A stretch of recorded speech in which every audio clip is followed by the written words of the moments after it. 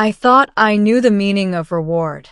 After years in the interstellar mining fleet, I had grown accustomed to the drudgery of work in zero-G tunnels, the constant hum of engines, and the endless flicker of starlight through portholes. I had given my life to the colony, to the promise of something greater beyond the dusty moons of the outer systems. And finally, the Fleet Council promised a reward. A single, mysterious prize for my 10 years of loyalty. The announcement came over the crackling intercom one evening. Sector 12 Delta, Crewman Kale, you are hereby summoned to the administration hall. Your reward awaits. I nearly dropped the maintenance tool in my hands. A reward? Me? Out of all the miners, the scavengers, and the engineers scraping a living in the asteroid belts of Helios, 7, they had chosen me. The rumor mill had spun 1,000 wild possibilities. Supplies? Credits? Perhaps a trip to one of the inner planets I'd only ever seen as a blinking in the sky. My heart pounded with a mixture of disbelief and anticipation. I arrived at the administration hall just as the twin suns dipped below the jagged horizon. The building itself was a relic of early colonial architecture, angular, metallic, and humming faintly with energy. Inside, the lights glimmered softly over polished floors, and in the center of the room was a single pedestal bathed in a golden glow. At first, I thought the pedestal might be holding a rare mineral or some form of advanced tech. After all, the council knew how to pique curiosity. But then I saw it. Standing there was not an object, not a machine, but a being. Her skin shimmered with a soft luminescence, like moonlight on water, and her eyes were pools of violet that seemed to see every corner of my soul. Her hair floated gently around her, weightless, as though the air itself admired her presence. And she wore a ceremonial robe of deep sapphire that clung to her form with an elegance that suggested both royalty and power. I froze. Hello. The being tilted her head, the gesture graceful, almost feline. You are Kale, correct? Her voice was musical, yet resonated with authority. The Fleet Council has sent me to you. I blinked. Sent you? Yes, she said simply. I am Princess Erithiel of the Lyran Dominion, and you have been chosen. I laughed nervously, rubbing the back of my neck. Chosen for what? She smiled faintly, a gesture that carried the weight of entire galaxies. For your reward. You thought it would be material, perhaps a ship or a credit vault. But the council believes that you should receive me. I stared at her, the absurdity of the moment crashing into my mind. You're my reward? You mean a companion? Or? Her gaze, steady and unyielding, cut through my words. I am not a commodity, Kale. I am a sovereign, and I am yours to escort, to protect, as part of an alliance the council has arranged. There are forces beyond this quadrant that would see my capture, or worse. They must never know I am here. My pulse raced. Wait, let me get this straight. You're an alien princess, and my reward is to become your bodyguard. She inclined her head. If you fail, it is not only my life you endanger. The balance between our worlds is at stake. That was the lot. I tried to collect myself, my brain flipping through every action-adventure story I'd ever watched in my downtime. My hand instinctively hovered near my belt, where my standard issue blaster hung. All right, so, where do we go? Her eyes sparkled. To the Sky Gate. The council has arranged a vessel for us. You will see the universe as you never have. The journey through space was surreal. Erithiel barely spoke, observing the stars with an intensity that suggested she could read their patterns like scripture. Occasionally, she would turn her gaze toward me, studying, assessing. I began to understand that her presence was not merely physical, It carried authority and an intelligence that could rival the oldest AI navigators in the fleet.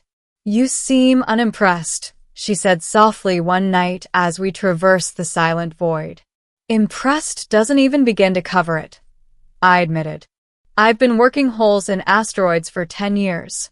And now suddenly, I'm escorting a princess. It's insane."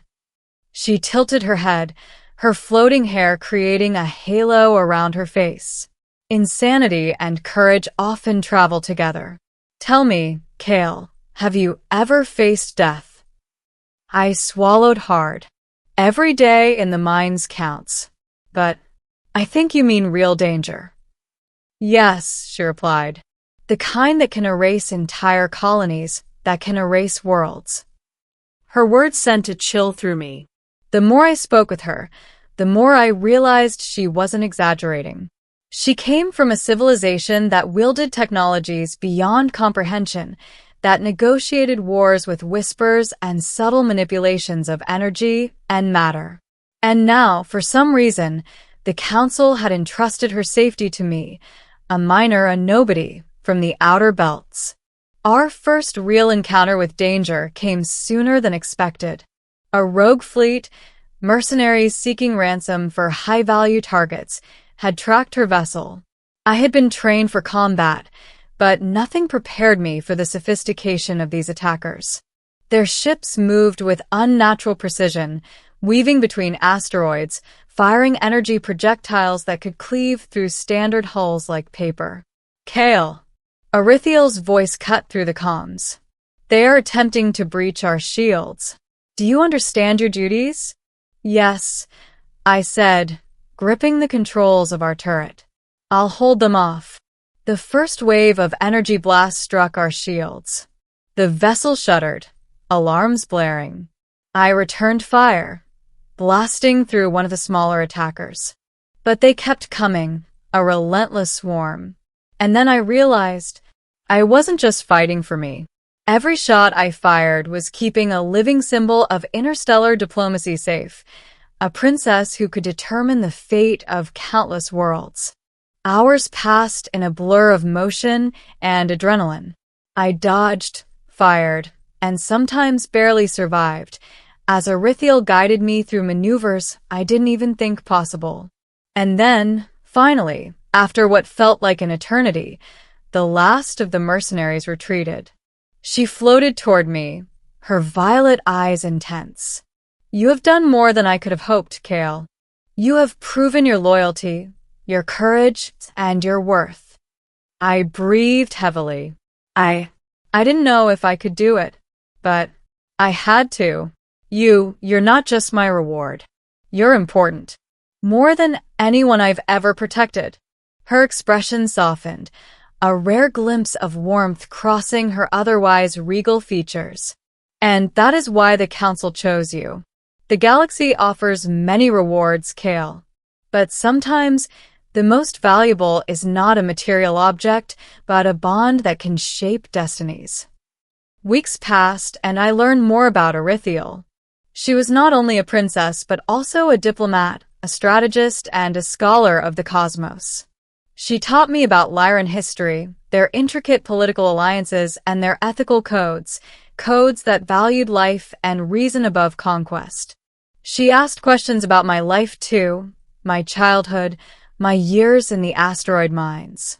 And gradually, our relationship became something more than protector and protected. It became trust, even friendship. One evening, while we watched a binary star system through the viewport, she turned to me. "Kale, have you ever thought about what you desire? Beyond survival, beyond duty." I hesitated. Honestly, I never allowed myself to think beyond work. I thought a reward would be credits or status. Never this. She smiled faintly, almost wistfully. "The universe has a way of giving rewards in forms we do not expect. Sometimes the gift is not what you wanted, but what you needed." Her words struck me in a way I hadn't anticipated. And slowly, I realized that the reward I had imagined, wealth, comfort, a safe life, was nothing compared to what I had received. The chance to protect, to learn, to be trusted by someone who could literally change the balance of power in the galaxy. Our final trial came near the edge of the Andari expanse.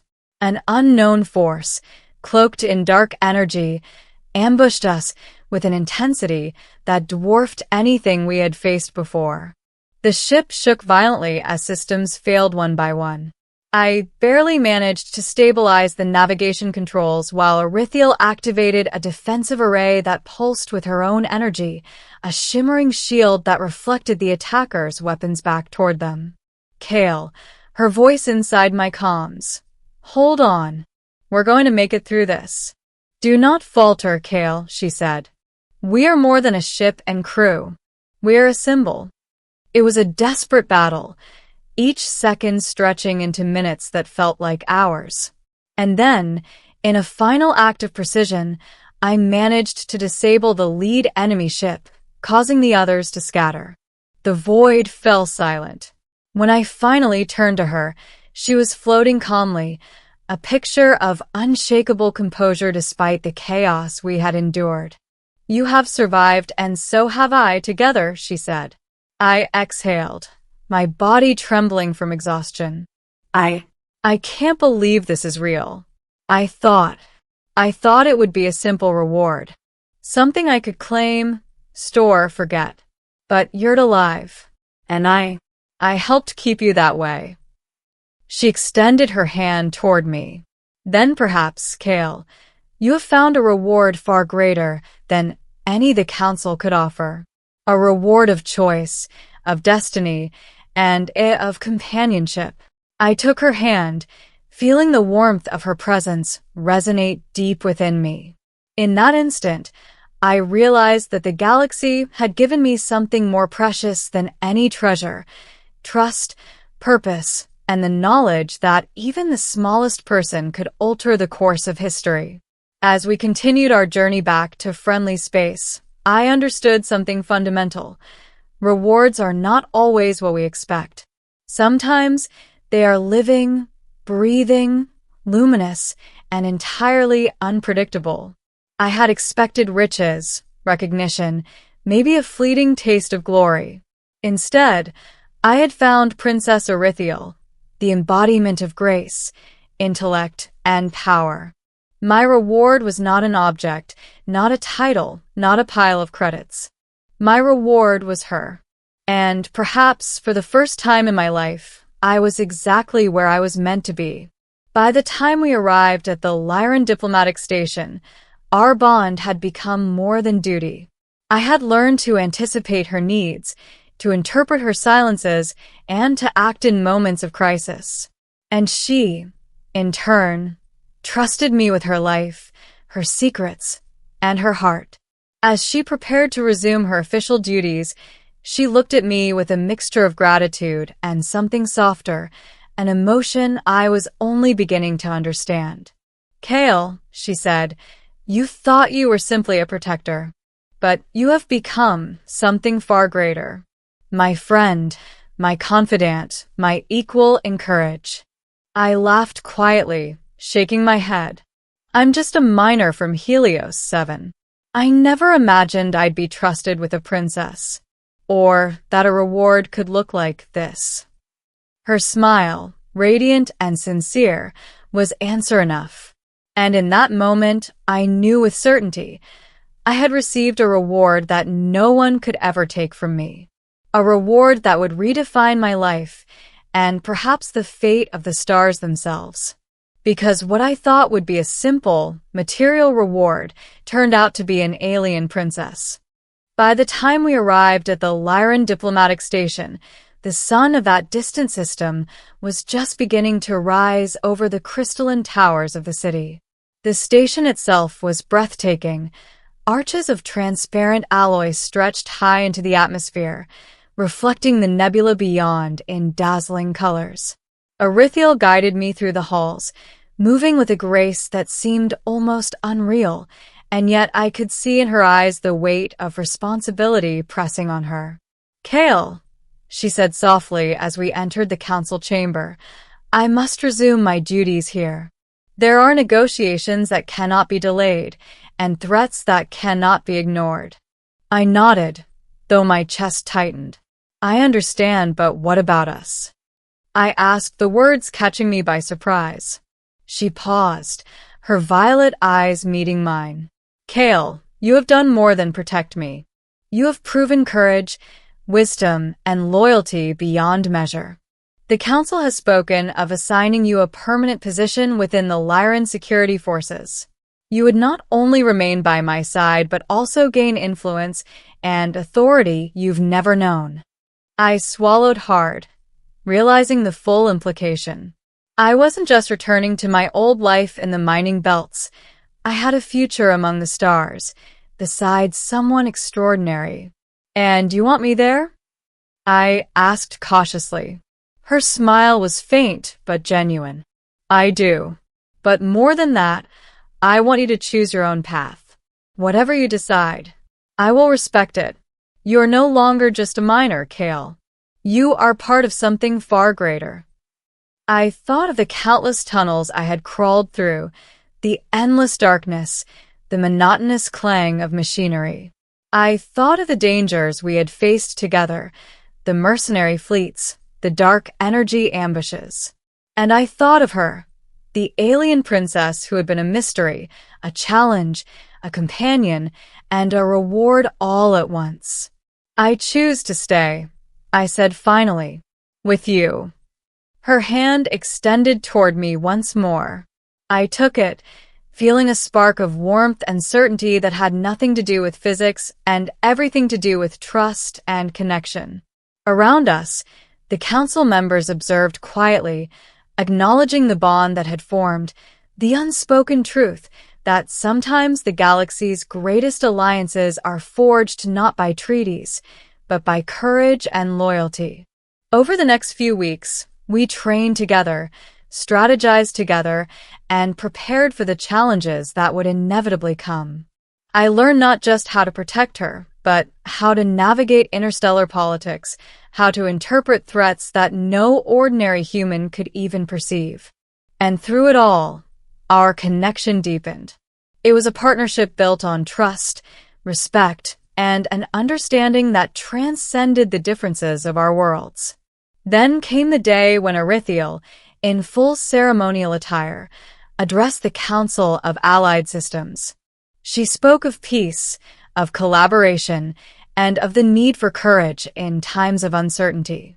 And beside her stood Kale, once a miner from Helios, 7, now a symbol of loyalty and human potential. The council listened, rapt, and I realized something profound. The reward I had been promised was never about wealth or status.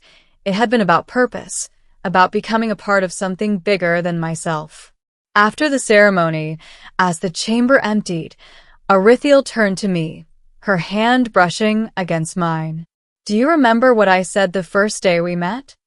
I smiled, a memory of awe and disbelief flooding back. That you were my reward?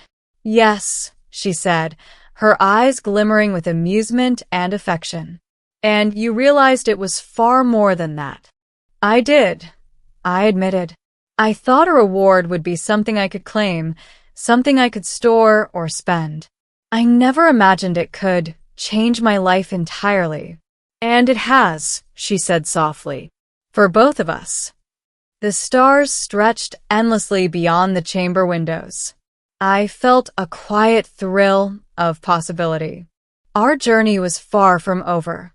Threats would arise, political challenges would test us, and the galaxy itself would continue to demand courage and action. But whatever came next, I knew we would face it together. For the first time in my life, I was not a solitary miner scraping survival from the void. I was part of something grand, something alive, something luminous. And the alien princess, my reward, my companion, my friend, and perhaps more, was by my side. As we looked out over the city, I realized that rewards in this universe were never what you expected. Sometimes they were living, breathing, radiant, and entirely unpredictable. And sometimes they chose you, just as much as you chose them. I squeezed her hand gently, and she returned the gesture with a quiet nod of acknowledgement and understanding. In that moment, I understood everything the council had hoped for: loyalty, courage, connection, and the willingness to rise to challenges that no one else could face. The stars would continue to shine. Wars and threats would come and go. But we had each other. And that, I knew, was the truest reward of all. Because what I had expected to be a simple reward had turned out to be an alien princess. And together, we were ready to face the universe.